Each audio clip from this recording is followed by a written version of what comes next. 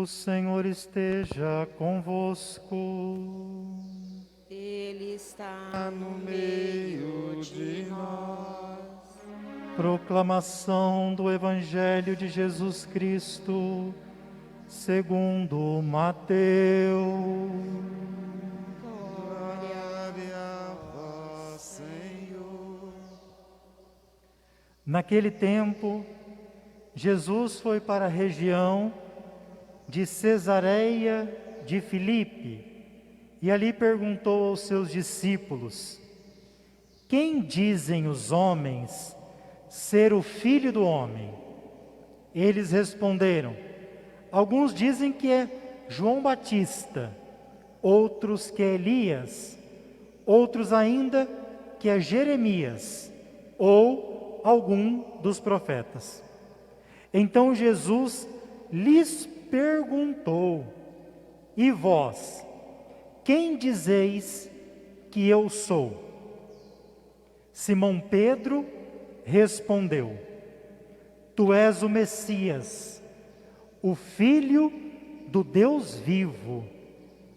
Respondendo, Jesus lhe disse: feliz és tu, Simão, filho de Jonas, porque não foi um ser humano que te revelou isso, mas o meu Pai que está no céu.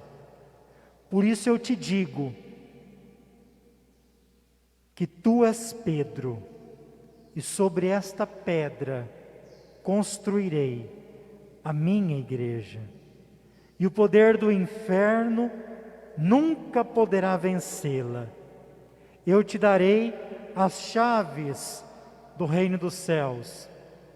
Tudo o que tu ligares na terra será ligado nos céus.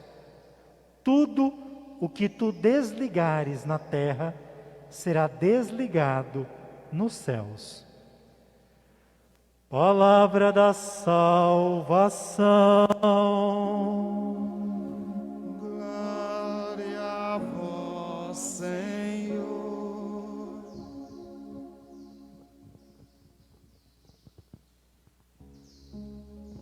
Queridos irmãos e irmãs, hoje é um dia muito importante para a nossa comunidade católica, onde nós celebramos as colunas da igreja, os primeiros apóstolos, Pedro e Paulo. Pedro, um simples pescador da cidade de Betsaida, na Galileia, que depois de seguir Jesus, quando ele o chama pessoalmente à beira do mar, depois passa a residir também em Cafarnaum. Um homem simples, mas que entendia muito de pesca. Paulo de Tarso, um fariseu estudado, com duas nacionalidades, judeu, romano, pertencia à escola de Gamaliel, com certeza teria sido um grande fariseu, porque era um homem que conhecia muito da lei, como Pedro também teria sido e era um grande pescador. Ambos conheceram Jesus ou foram chamados por caminhos muito diferentes. Hoje nós celebramos de vermelho porque os dois apóstolos foram mártires. O martírio de Pedro, provavelmente no ano 64, crucificado como Cristo, pregado na cruz, só de cabeça para baixo. Paulo, provavelmente no ano 67, ambos no governo de Nero, foi decapitado, cortado a cabeça pela espada. Paulo não conheceu Jesus pessoalmente, mas ele perseguia os cristãos. Um dia, indo para Damasco, ele ouve uma voz: Paulo, Paulo, por que me persegues? Naquela claridade, ele perguntando: quem és tu, Senhor? Ele fica cego. E é nessa cegueira que ele faz uma experiência pessoal de conhecer Jesus e nunca mais deixá-lo. Aquele que perseguia os cristãos vai ser o maior missionário da igreja. É o grande apóstolo ad gentes, que levou a igreja até os confins da terra. Se Pedro, nós temos a questão, vamos chamar assim, dogmática, a questão da palavra que conduz os apóstolos, em Paulo nós temos a igreja que é missionária, que vai à procura dos que não são da igreja, dos gentios, dos pagãos, que vai em todo lugar. Paulo fundou muita comunidade, não só ele, mas também aqueles que ele formou, por caminhos diferentes, conheceram a Cristo, mas ambos seguem o mesmo Jesus. São as colunas que nós hoje, então, celebramos. Hoje nós celebramos o dia do Papa. Em Pedro e todos que sucedem Pedro, nós temos a ação de Deus agindo. O Pedro hoje para nós é o Papa Francisco. Como que é rica a primeira leitura do capítulo 12 dos Atos dos Apóstolos. Se você quer ver o jeito que Deus conduz a igreja, nós vemos na primeira leitura. A primeira leitura é chamada A Paixão de São Pedro. E nessa leitura, nós vamos perceber que a vida de Pedro, ela se configura com a vida de Jesus. Aquilo que aconteceu com Jesus, vai acontecendo com Pedro. E devia ir acontecendo conosco. O rei Herodes manda prender os cristãos. Ele faz isso porque as autoridades religiosas judaicas sentem prazer, gostam de ver os cristãos sendo torturados. Herodes é aquele que faz as coisas para agradar a sua plateia. Não faz por convicção, faz por política, faz para agradar. E nesse agradar é decapitado um dos maiores dos apóstolos, o bispo de Jerusalém, São Tiago. E depois desses flagelos que fizeram com eles, ele manda prender a Pedro. E é o dia dos pães ázimos. Jesus foi preso também no dia dos pães ázimos, a Páscoa. E eu acho que o Lázaro, que morreu alguns dias atrás, deve ter lido a vida de Pedro, porque era tanta polícia atrás de Lázaro, que eu não entendo como Pedro era tão perigoso. Para guardar Pedro na prisão, havia 4 grupos de soldados para guardar um homem. Cada grupo tinha 4 soldados. 4, 8, 12. 16 soldados que se revezavam para guardar Pedro acorrentado na prisão. Nessa noite ainda, dos guardas que ficavam na porta, ele era vigiado por 2 guardas. Tinha 2 guardas a seu lado. Cristo foi crucificado com 2 ladrões a seu lado. E Pedro estava preso. Vamos aí com o comentarista ligar o microfone e vamos ler a primeira leitura, você que tem o folheto. Pedro estava preso. Nós vamos ler o versículo 5. Pedro estava preso, rezemos, vamos ler junto, diz aí, bem forte, versículo 5.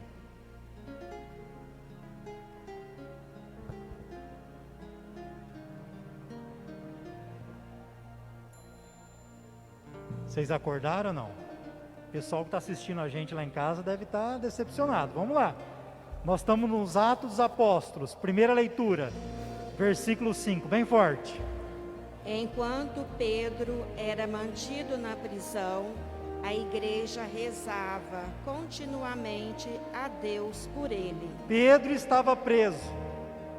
A igreja rezava continuamente por ele. Você já rezou pelo Papa Francisco? Ele é Pedro hoje. E ele também passa por muitas tribulações, como passou Pedro. Nós somos essa comunidade que temos que unir as nossas orações para rezar pelo Papa. Olha aí, lê de novo, versículo 7. Versículo 7. Lê sobre o anjo.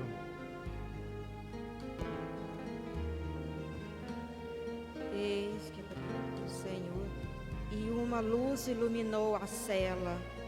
O anjo tocou o ombro de Pedro, acordou e disse: levanta-te depressa. Tá ótimo, olha só. Pedro estava preso. Uma luz invade a cela. É um anjo. Quem que é o anjo? É aquele que Deus enviou. Tocou no ombro dele. Levanta, Pedro.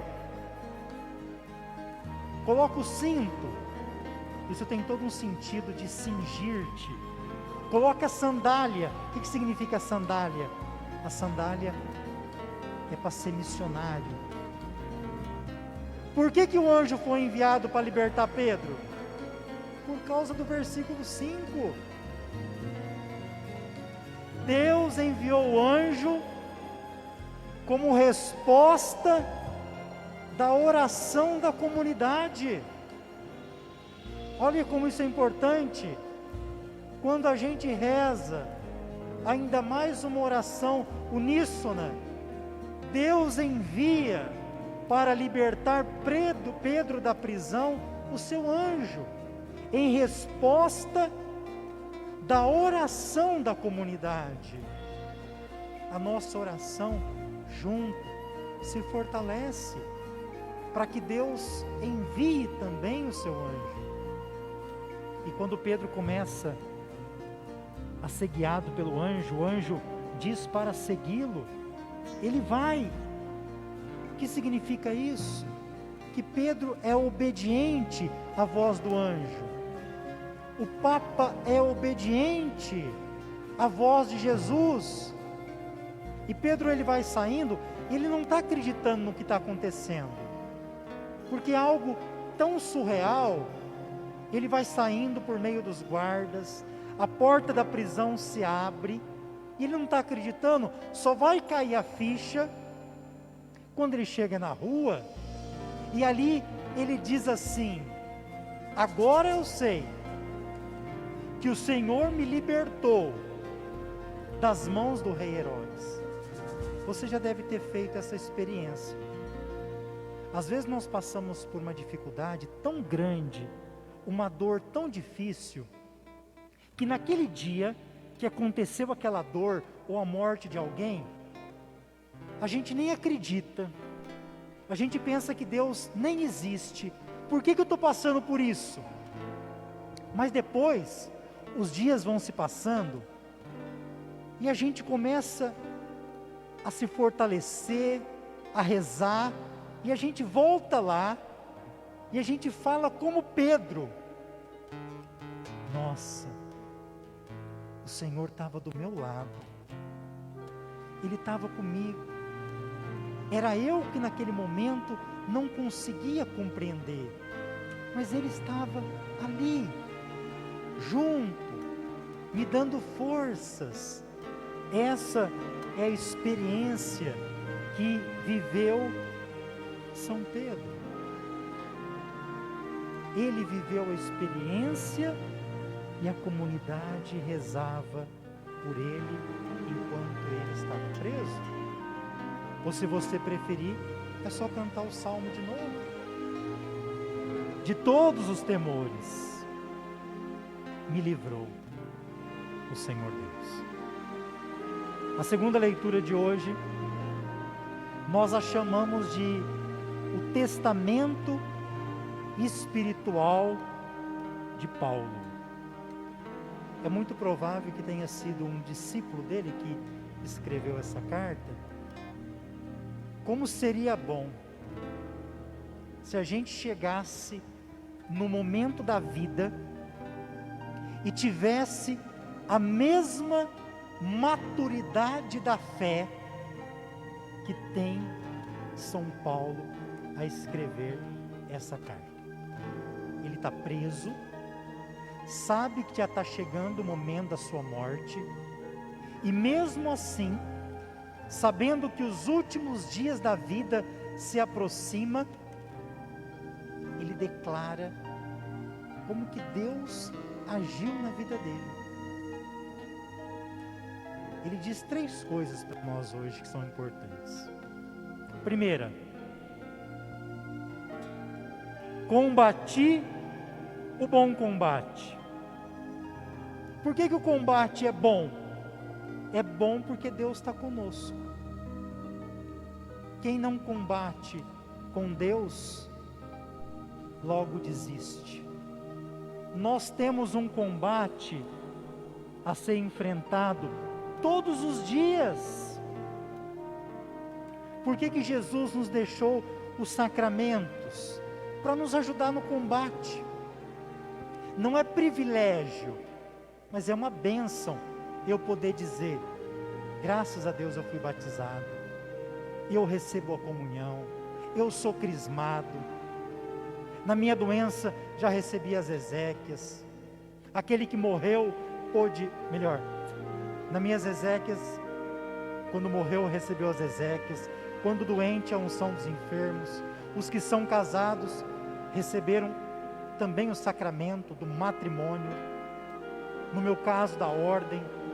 Isso nos ajuda e nos fortalece no combate.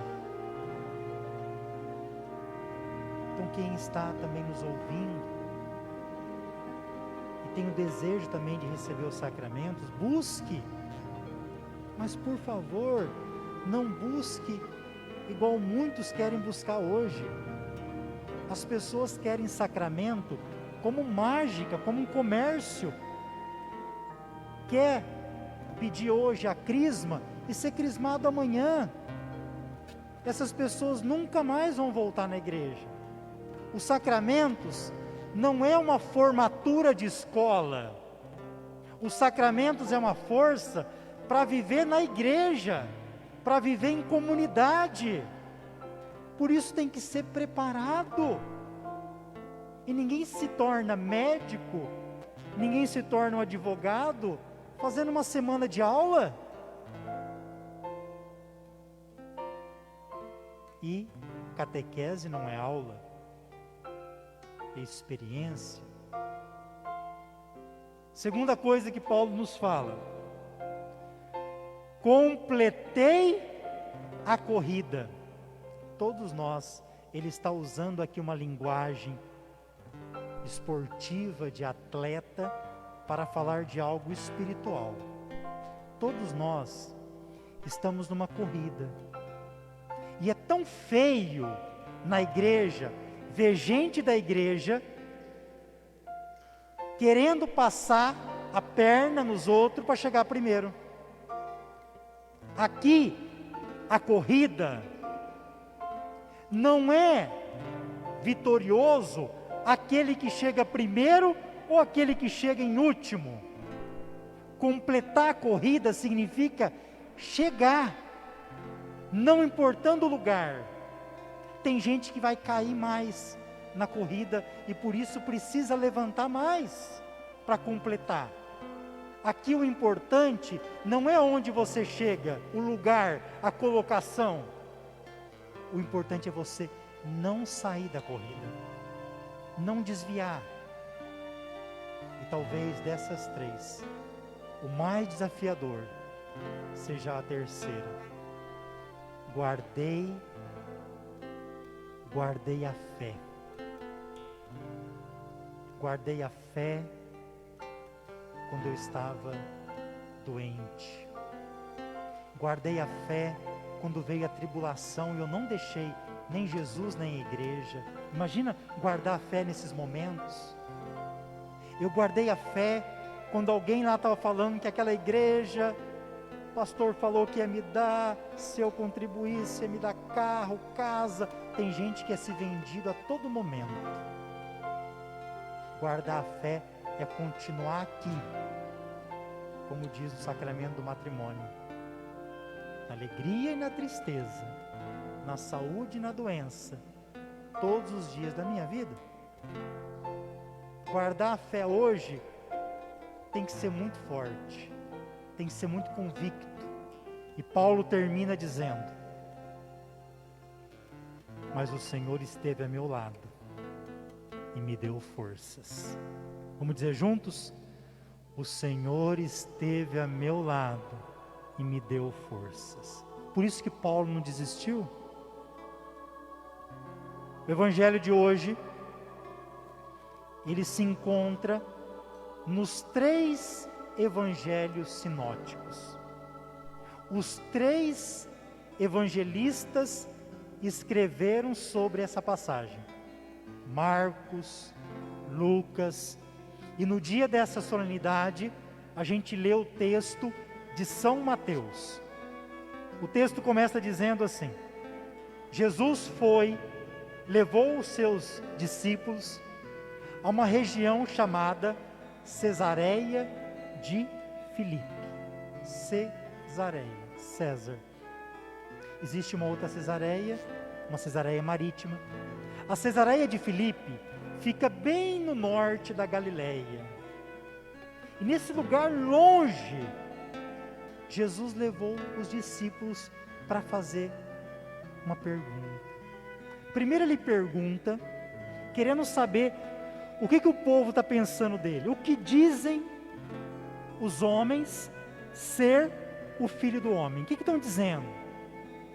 E aí começa a surgir muitas respostas, dizendo que Jesus é um profeta.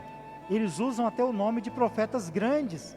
Olha, alguns aí estão dizendo que o Senhor é João Batista, um grande profeta, mas decapitado. Outros estão dizendo que Elias é um grande profeta. Nós não sabemos como ele morreu, subiu ao céu, uma carruagem de fogo. Outros dizem que tu és Jeremias, um dos profetas que se parecem muito com Jesus, ou alguns dos profetas. Talvez se tivesse crianças aqui, a gente perguntasse quem é Jesus, talvez podia surgir respostas: Jesus é o super-homem, porque ele é forte. Outro podia dizer: Jesus é uma pessoa boa. E Jesus acolheu isso, só que depois perguntou para eles. Essa pergunta é importante. E para vocês, quem eu sou? Vocês que estão me seguindo já há quase 3 anos, vocês que viveram comigo, presenciaram curas, milagres, para vocês, quem eu sou? Olha, algumas respostas na nossa vida e essa é uma resposta existencial que nós devemos dar. Alguns ambientes que nós frequentamos pode influenciar, atrapalhar a nossa resposta. Jesus poderia ter perguntado isso para eles lá em Jerusalém.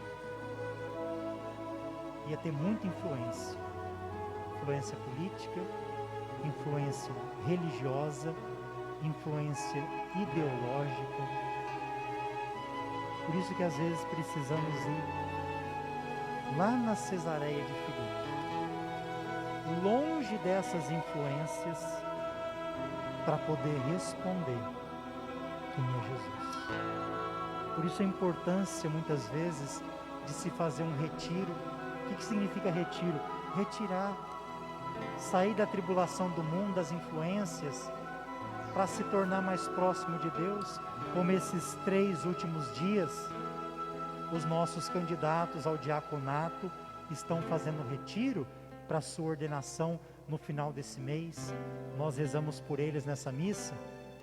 José Adolfo, o Hugo e o seu Mário estão em retiro, sexta, sábado, domingo, com as suas esposas. Jesus levou eles longe para isso. E Pedro vai responder. O que significa Pedro responder? Os outros apóstolos não têm voz? É claro que tem. Provavelmente também falaram, mas quando Pedro responde, ele não responde por si. A resposta de Pedro é a resposta daquele que conduz o colégio apostólico. É aquele que conduz os irmãos na caridade. O Papa Francisco já se deu esse nome muitas vezes. O Papa é aquele que conduz os irmãos bispos na caridade. Pedro, ao responder, ele responde no nome dos apóstolos. Tu és o Messias. Significa Christos, o Filho do Deus vivo.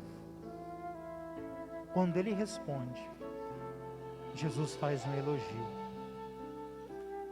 Feliz, ou seja, bem-aventurado és tu, Simão, filho de Jonas, porque não foi um ser humano que te revelou isso, mas foi o meu Pai que está nos céus.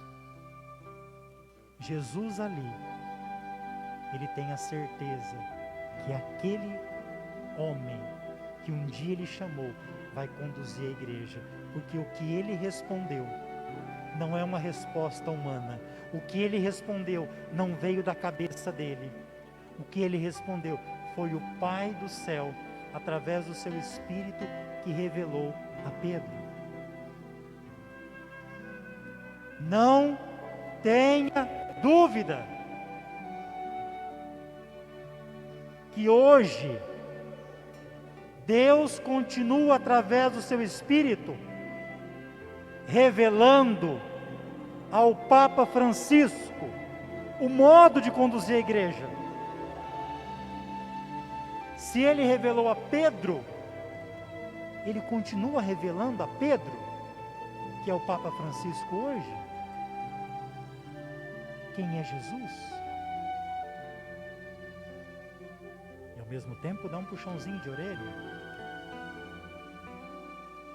Simão, filho de Jonas.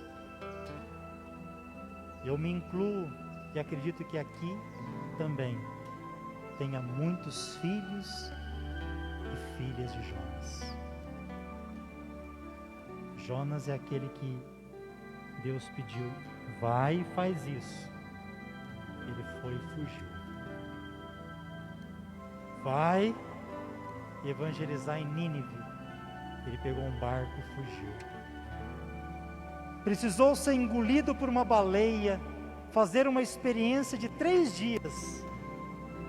O retiro de Jonas foi dentro de uma baleia, para depois voltar e fazer o que Deus quer. Às vezes nós somos assim, filho de Jonas. No primeiro momento não fazemos, depois voltamos, vemos que estava no caminho errado e continuamos.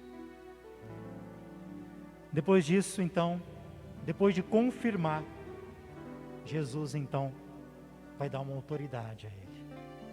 Eu te digo que tu és Pedro. Era uma pedra pequena.